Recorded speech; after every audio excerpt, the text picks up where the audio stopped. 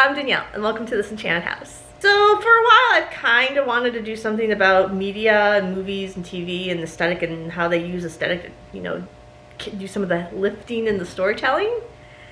And in particular, one of the media I kind of wanted to touch on was Knives Out. When it came out, I mean, this came out right around the start of when I started this channel. I didn't know exactly how to tackle or what exactly I wanted to say. Well, I knew I had some ideas, but it hadn't coalesced until I saw Glass Onion. And then my English major brain went, compare contrast essay. Because both movies, you know, they're mysteries, they have a main character, but they are very different aesthetically in a lot of ways. And in both cases, aesthetic is used to help the story along and tell the story, but it works in different ways in both movies. So I thought today we'd look at the power of aesthetic and storytelling in the Beniot Blanc movies. I know they said the Knives Out mysteries or Knives Out. I know Rian Johnson has said, no, that's marketing. They're standalone films. So today we're going to look at the aesthetics of the Beniot Blanc universe. This is your spoiler warning. We're going to talk about, you know, the endings of these mystery movies, so you will get spoiled. We're going to talk about how, you know, aesthetic helps set up at the resolutions in these movies. So you have been warned. Let's just kind of start with the general aesthetics of these movies are very, on the surface, very different. Rian Johnson, like I said, has said that that was actually very purposeful, that he wanted these movies each to be standalone movies. Like, you could see one movie without having seen all the other movies in the series, because this is going to be a series, or at least making one more. But they're supposed to be more like mystery novels by like Agatha Christie, where you can pick up a Miss Marple or a Poirot mystery and read it and know what's going on without having to know too much about reading the other ones. So there's no overarching storyline. So he purposely chose aesthetics that would kind of differentiate these movies. In Knives Out, we are very autumn, very New England. There's a very, almost that cusp of autumn where it's stopped being warm, it's about to be winter. That kind of tonal shift. It's very old, it's very New England. And on the other hand, Glass Onion is very Mediterranean. It is it's summer, it's warm, it's very bright. It has that bright, almost kind of white, washed out tone to it. And so we know that one movie is not directly connected, but they are a shared universe. And this is where I want to talk about the overall aesthetic of both movies.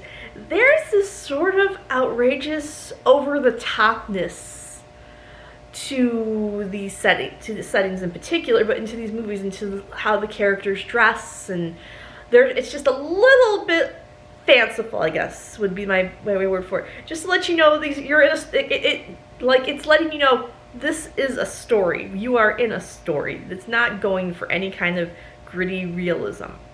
It has this almost fairy tale element to it, even though these are mysteries. We're going to go through and kind of break down some of the details in both movies and compare and contrast and look at how they go. And we're going to start actually with the one thing that's common to both of them, Beniot Blanc. He is this wonderful, eccentric detective, played by Daniel Craig, who has this like outrageous, like you're gonna hear these words a lot, outrageous foghorn, leghorn Southern accent, and he's the tie thread. He's the one who's there to help solve the mystery, and he's actually there to help walk us, the audience, through the mystery. We're playing along kind of detective with him. And aesthetically, he's very different in these movies, though. In Knives Out, he wears this sort of same suit jacket combo throughout.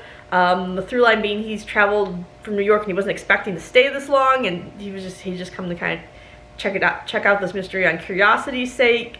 So he's just been wearing the same suit. At first glance, it's not anything super outrageous, but I feel like there's some really interesting touches, like the paisley tie, and it's very, the way it's cut, and it's very like sophisticated, and color-wise, he fits the tone of the movie, of where he's at. He's blended in, and I kind of want to contrast that to what he wears in Glass Onion. So for Glass Onion, costume designer Jenny Egan, who, by the way, did the costumes for both movies, is absolutely amazing. Please give her an Oscar, just because she really knows how to dress characters, the aesthetic for characters, to really convey a lot about them that isn't necessarily scripted or, you know, it's said out loud, but her costumes speak volumes.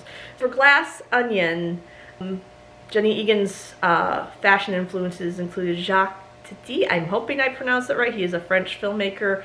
Honestly, not too familiar. And but also something I am familiar with, Cary Grant's looks in To Catch a Thief. Here he's a little, I don't know if it's just between the one and the other, she's gotten to be a little more playful, she's a little more outrageous with his costumes, but while he definitely fits the setting and blends in tonally, his costumes are just gorgeous and he really stands out, but them kind of makes sense because he is very much an interloper here, and we find out he's trying to infiltrate, but he really stands out. Like, it's very obvious that he was not supposed to be there, but somehow has ended up there as part of the mystery. So compared to Knives Out, I think Knives Out, part of the reason he blends in so well is we are in the home of a mystery writer, and he could be a character in one of this writer's novels. And he has a slight connection to Harlan, whose house it is, in that his dad was acquaintances, friends with Harlan's. He helped Harlan do research for his novels. So there's like a through thread where, so you could make the argument, I don't know if this is really purposeful, because first of all, Knives Out was made just as kind of a standalone movie, and I'm sure Rian Johnson had thoughts in his head, but the reason we have sequels is because the first one was such a success. But you can make the argument aesthetically that in the first movie, he's in his element. This is kind of where he belongs. So his clothes his style matches what it is. Now, I also want to point out that he, though dressed similarly to detectives, kind of stands out just a little more. They're a little more drab. They're a little more everyday. Like I said, he's got little details that make him just pop just slightly. So because we know he is, I hate saying the main character, but he is a main character. Where in Glass Onion, he's just, he's with all these people who are dressed, for the most part, a lot of them very outrageously, very stylish, very over the top.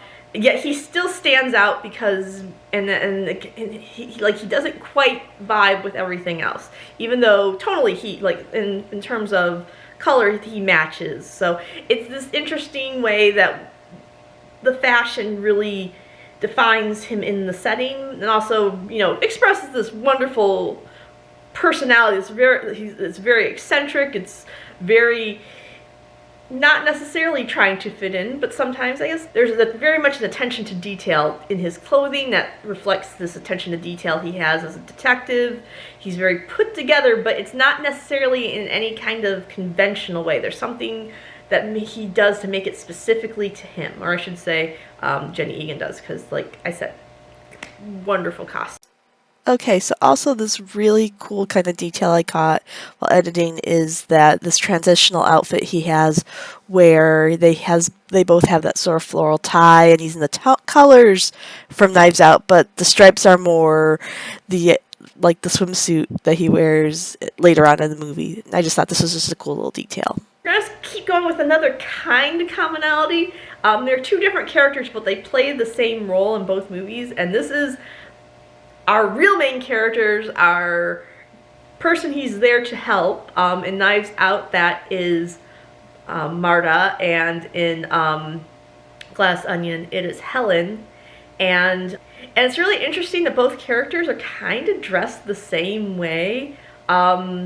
They both have sort of these oversized sweaters, and there's floral prints, and it's very soft and very comfortable. Almost like if you were to take them out of these settings, they would feel almost very cottagecore. Part of Helen's look is to contrast her with her sister Andy, who are both played by the marvelous Janelle Monáe, who was so well cast in this movie. With Helen, I also want to point out the whole thing with her and Andy. There is a very difference between Helen and Andy in terms of style, where Andy is very more professional and very more angular and very more dressed.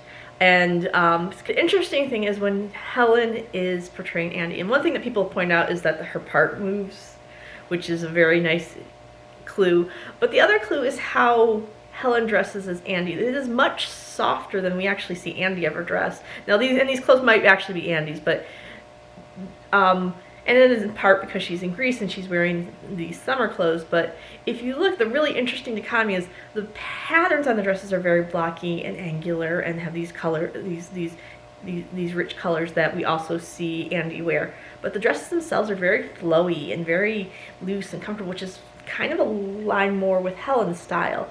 The one exception is the suit she wears at the very end with this white, with this little bow on it, which is adorable, by the way. But it's another interesting nod because her sister does wear a very similar suit, and then once again, she maybe has more of one of these suits or something.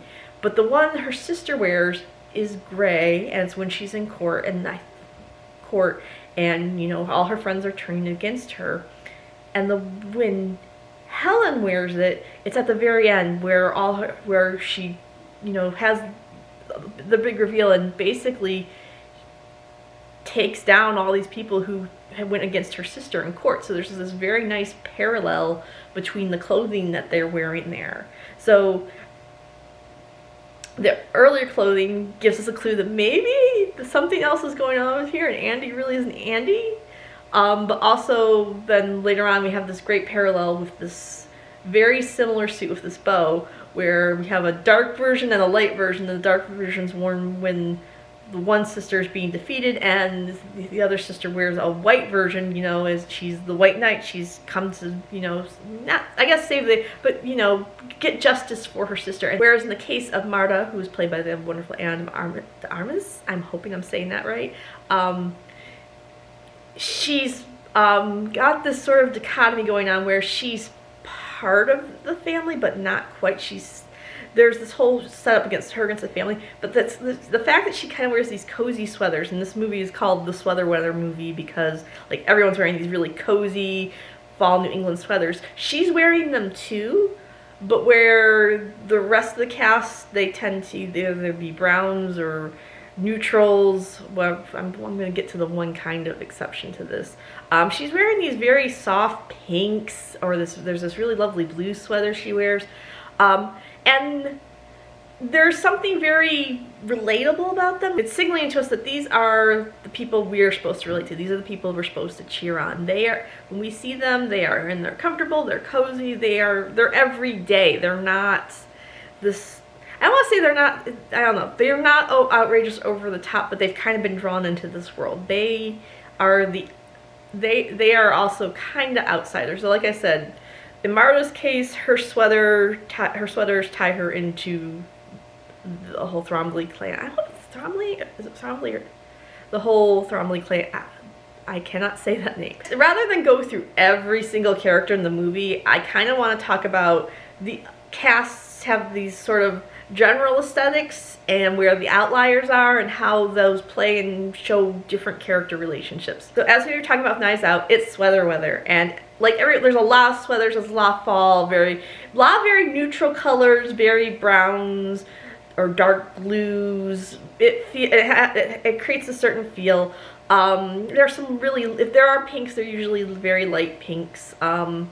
And within that, there are kind of exceptions and characters push out. Toni Collette's Joni is supposed to be hippie, so we see her in a little bit more flowy. Catherine Langford's Meg is the rebel, so she's still in the palette, but she's, you know, we see her in flannel, and she has that wonderful t-shirt in the beginning. Yeah, and like then we see also characters like Chris Evans is Ransom, and this is something that's been talked about by the filmmakers, is that if you look at his clothes, they're very nice, expensive clothes, but they're worn and there's holes, and he doesn't take care of them, and it's a way to express this sort of flippancy and this character who doesn't appreciate what he has or had. And, you know, and also maybe a little bit of a rottenness of the soul. You know, there's a little. Sometimes you see characters who have decayed that represents the badness of them. But the one who really stands out, whose aesthetic is almost completely at odds with everybody else, is Jamie Lee Curtis's character Linda, and who wears these very bright colored, very sharp business suits for most of the movie. Like, her color-wise, she's an outlier, and the style, she's an outlier, and it's telling a story that the movie itself really can't get into too much, but it does kind of touch on a little bit, is why would she be the one who's out? Like, she's very much part of the family, and she's just as awful and stuff as the rest of them in the way they treat Marta. But she's the only one who really shows this connection to her father. And it's pointed out that, yes, she was a successful business person because she got a loan from her father. We don't know if she's actually paid that back. But there's sort of this implication that she's not interested in the money or her father's legacy. Point out that when you are watching them read the will, the camera will focus on each character, what each character wants. So when they say the fortune, the money, it focuses on Joni because that's what she's most interested in. When you say the book rights in the publishing industry, it focuses on Walt because that's what he's most interested in. When it comes to the house, that's where it goes to Linda, and Linda is the only one we see really mourning the loss of her father. There's that small scene in her, when we assume is her old bedroom, because the aesthetic doesn't quite match the rest of the house. I'm going to talk more about the house later, just like Linda doesn't quite match. And it kind of signals that she is independent, and there was this genuine connection with her father, which we also see through the secret notes. And the reason she's getting left out is because of her husband and her son, and it's because he doesn't want them to have these things. And it's kind of an interesting way to single her out from everybody else. You could also argue, like I said, Meg is a little different. She's, a little more rock, and honestly, one of the brilliant things is the more she's in line with the family, the more conservatively she dresses, which is interesting. You could point out that maybe she didn't quite deserve it because it's her mom who was doing all the crappy stuff, but there's the implication that maybe she's also not that close because she leaves the birthday party early, but it's an interesting way to single out this character and point out that there's something different, even though, like, when I'll say that there's this sort of pack mentality, and when they are scheming, their aesthetics much more all get closer. That's when Jamie Lee Curtis dresses darkest. So, like, Jamie Lee Curtis's outfit was so different. So, like, in the promotional material, everyone's in these weird bright colors, and it's like they had to change it so that everyone matched her. Like, she said, this promotional art's really outrageous. But if you look at actual footage of the movie, no one's in these bright colors except for Linda. Over on the Glass Onion side, the costumes of the cast kind of do a similar thing where they're tying everybody together. We have this one person who's sort of this weird outlier. So at Glass Onion, everyone's in these beautiful, over-the-top costumes. It's like their costumes match what was on the Knives Out poster. It's really eye-catching, and they're all very eye-catching, grabbing. And what this represents is these are the creative people. These are the people who have all these great ideas that Miles goes on to kind of latch onto. So there's two characters who don't quite fit in this one. The first is Catherine Hahn, who supposedly when she came to set, had to pass by, all these fabulous costumes, and then got to her act, and it's all beige and very boring. And honestly, I don't want to say boring. They're very beautiful clothes. They're just all very beige and not colorful. And it's conveying a lot about her character, and maybe how she's a little different from the rest of these characters, in that she's of all of them, she's probably the most practical, and actually maybe a little, I don't want to say smarter. Like I've said, their costume, all their individual costumes kind of reflect their individual intelligences. a little bit. So for Catherine Hahn's Claire, she is the one who throughout the movie kind of notes some really smart things, and I'm going to point out when we get to the setting later, but she doesn't have them quite wherewithal to make the connection, but she's the one who notices that, like, Andy is off, and she makes all these great observations, and I think that's kind of and we hear her talking, and she's talking in the pool to Leslie Odom Jr.'s Lionel, and says, part of the reason I signed off on, the whole thing is because you said it was safe, and she's, you're the scientist, and I have to, there's a little bit of a practicality there, that there's a certain kind of politician cleverness to her. Even the fact that her wardrobe is so beige means she's going to be middle of the road. She's not going to, be one side or the other so much. She's trying to appeal to as many people as possible by not having something that's very specific to her. The other person who doesn't quite fit is Jessica Henwick's Peg, who's this production assistant. She is also kind of in very normal street clothes, and she doesn't quite fit in. She's a bit of a red herring character, honestly, and I think that's why she's dressed the way she is. Sorry, I realized that I didn't really talk about Peg as a red herring, and I just wanted to clarify that. I was talking about we have the characters of Marta and Helen, who are the actual characters who are getting justice, and the beginning does set Meg up to fill that role a little bit, because she's sort of the one who's, in that position of servitude, I guess. But because she acts as a red herring, so we don't think about we don't realize Helen's actually there. She's not, and also there's this whole idea that, Birdie would be in much more trouble if she didn't have this person helping her, so she has to be this complete opposite of what Birdie is. I kind of skipped over Miles, because Miles isn't dressed super out. Well, when we flashbacks, I would say maybe a little bit outrageously, but the thing about Miles is, and this is going to translate into sort of the point of his character. So I know a lot of people there's a little bit of a controversy about, is Miles Brown really dumb? And I think the problem is people are using different definitions of dumb, but Pillar of Garbage has a really good video on this, and I'll have a link below that explores the argument more. But his premise is he's not like dumb like doy. He's just average. He's normal. He's not this creative genius that he's portrayed himself to be. He's just stolen a bunch of ideas, but built up this mythos. But he's built basically a house of glass, both literally and figuratively. And the thing is, where I talked about the cast, there are all these outrageous costumes, and even Catherine Hahn's costumes, even though they're beige, are still very distinct, and she has a very distinct style. Miles has no original ideas, and this is why Beniot Blanc calls him dumb. He doesn't have an original thought. He always has to kind of get ideas from everybody else, which isn't necessarily a bad thing if you recognize it. The problem is he does not recognize it, and that's really what makes him dumb.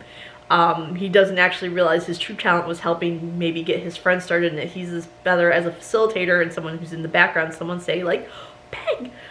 But in terms of his costuming, it's really great. I know everyone made the Elon Musk comparisons because of the timing of the movie. Rian Johnson says not just Elon. It's not Elon. It's not just supposed to be Elon Musk, but a collaboration. And this idea of this genius tech bro, and the costuming kind of reflects that. Like, I would say, like, his beach look and this look with the jacket do kind of give Elon Musk vibes, and the hair too.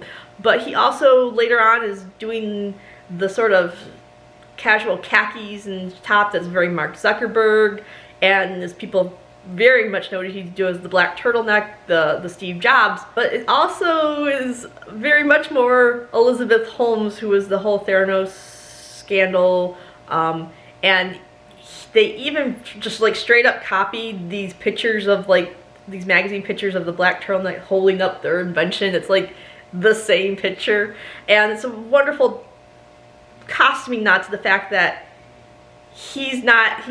Miles is sort of imitating all these people, but he doesn't actually have any original thoughts of his own.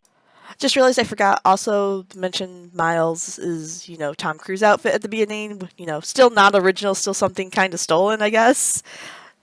Which leads us to the houses, the settings. The house in Knives Out is one of my favorite movie houses. I absolutely adore it. I would love to live there. And in particular, Rian Johnson in an interview talked about how Schlesinger had, like, wherever you look, there was something going on. The house was just full of things. In this case, the house really is a stand-in for Harlan. Harlan is kind of died at the beginning of this film. He's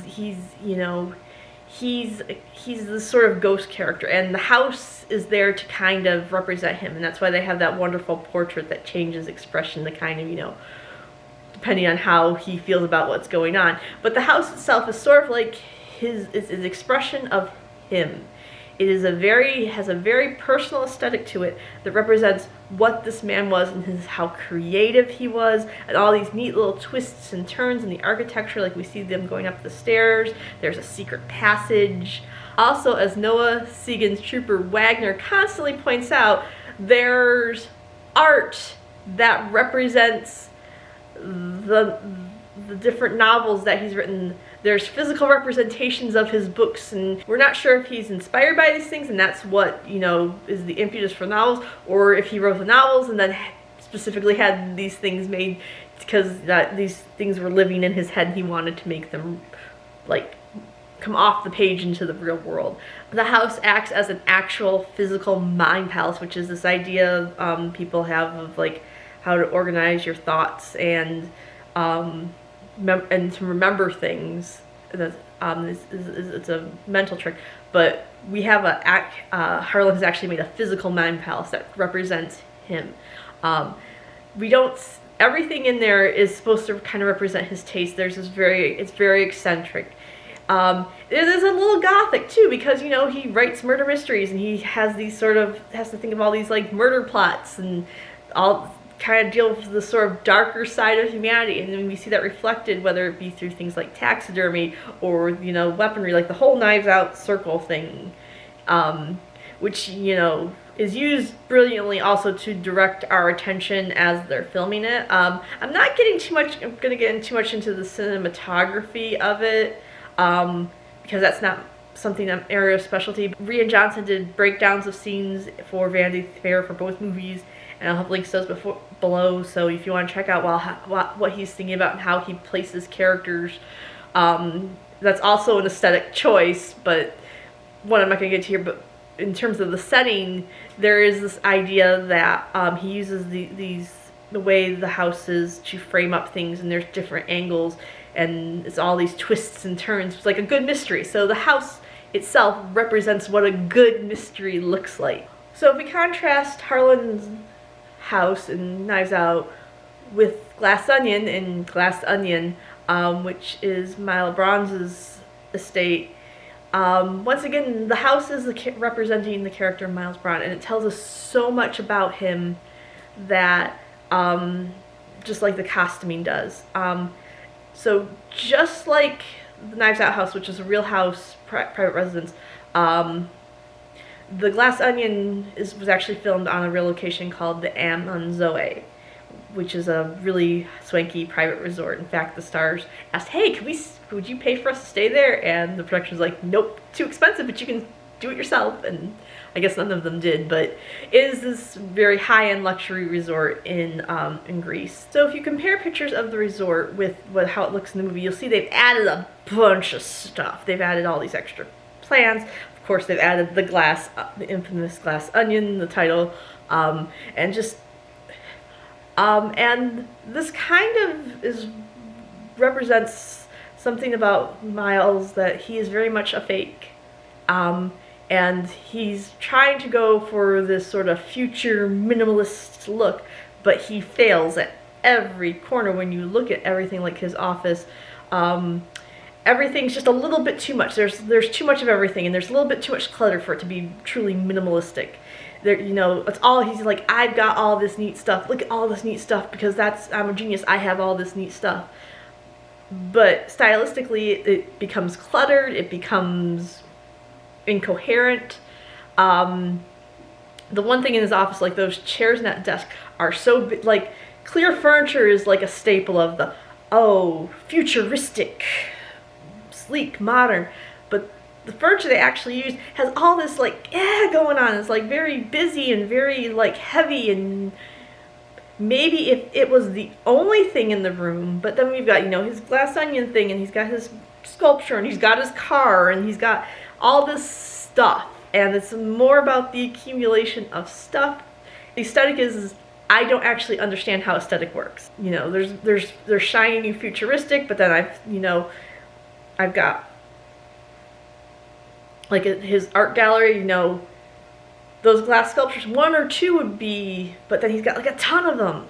And then there's the art. The art is really telling also, you know, another clue that he's, for lack of a better word, put this dumb, and the great thing is Claire actually highlights this when we walk in and we see the Mona Lisa, and she's like, it's not only college dorm just having a print of the Mona Lisa on your wall, and his big reveal, it's the real Mona Lisa. But if you look at the art he has, they're very famous pieces, or they're, you know, there's Icarus, there's the drinking absinthe, there's the one that's upside down that I'm forgetting right now. I don't have it written down, but they're famous pieces, but there's no coherence to them. Unlike Harlan, like if you look at all the art, there's sort of this coherence of aesthetic to the way his house is decorated in his art.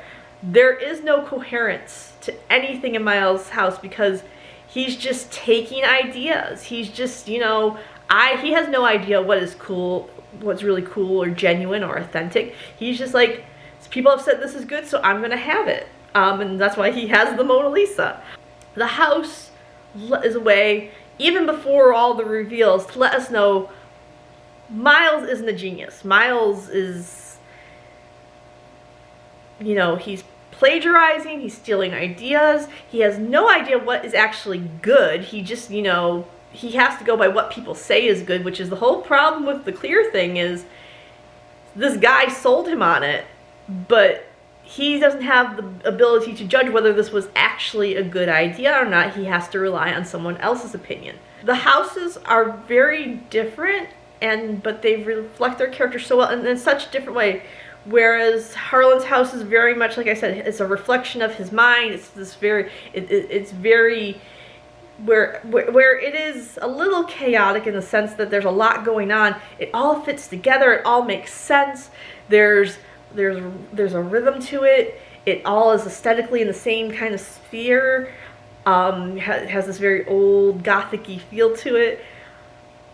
Whereas Glass Onion is actually a failure at aesthetic. It is, you know, it is trying to be minimalist, but there's too much going on, and there's not anything that's really coherent, or and it's all like things that are popular, like also like the rap mural, and there is some nods to it being, you know, in Greece, but like it doesn't necessarily play on those or reflect those in a way that would highlight them in any way. It's like kind of just thrown in there with everything else. The settings so reflect the characters, and then especially in Glass Onion, the Glass Onion house tells you exactly what's going on, even before we get to know as an audience. So what can we take from all this? First of all, I should point out that this is not obviously unique to these movies. These movies are just a great example of it, and it's like